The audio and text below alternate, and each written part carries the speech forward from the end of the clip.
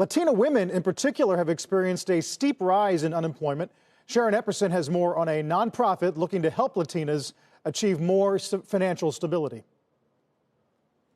We're giving webinars of fashion. So we have pattern making, we have sewing techniques. Freelance fashion designer Maria Rangel is talking about her new job, giving back to the same nonprofit that gave so much to her, LA-based New Economics for Women. We have served over 17,000 individuals and families in the last year, giving them family support services, rental assistance, business assistance with our Women's Business Center. Bea Stotzer is a co-founder.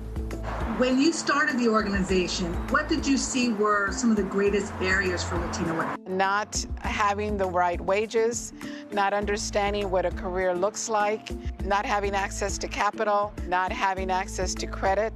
Barriers that impact overall wealth. Latinas are typically paid just 55 cents for every dollar paid to white non-Hispanic men. That wage gap means many can't save enough to afford a down payment on a home, start a business, or save for retirement.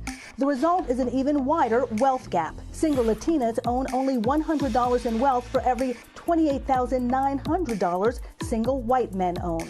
We often think about assets as something that comes from careful planning. NYU professor Jacob William Faber says there are other factors. Income inequality, inheritance, discrimination. Those stark economic disparities sparked this nonprofit's mission and continue to fuel its fight. It is a fundamental right of this nation to have the opportunity to create your opportunities. Still, closing that wealth gap is a challenge, and the data is daunting. For Latina women, the pay gap surpasses that of women in all other racial groups, according to the National Women's Law Center.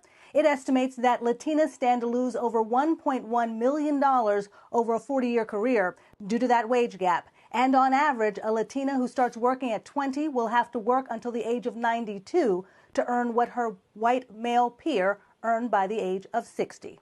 Wow. Back to you, Carl. Sharon, I want to bring back Julio Vaquero of Telemundo, who has a question for you. Yes, thank you, Carl. So, Sharon, I was wondering, a lot of women and men in the Latino community are considered essential workers during this pandemic. How does that impact the wealth and the wage gap?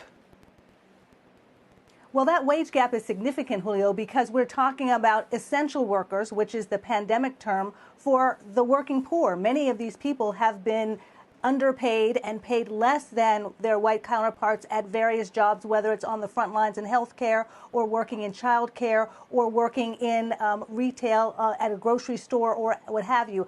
In every case, for Latina women in particular, they're making significantly less to the dollar than their white male peers. So that, again, exacerbates the wealth gap over time. And as we're looking at even at entrepreneurship and people creating their own enterprises during this time, getting that access to capital, as Bea Stotzer mentioned, is very difficult. So that gap is likely to expand, but there are organizations like New Economics for Women and other nonprofits that are working hard to provide the education, the skills training, and the information that people will need to make sure that they can help to close that gap.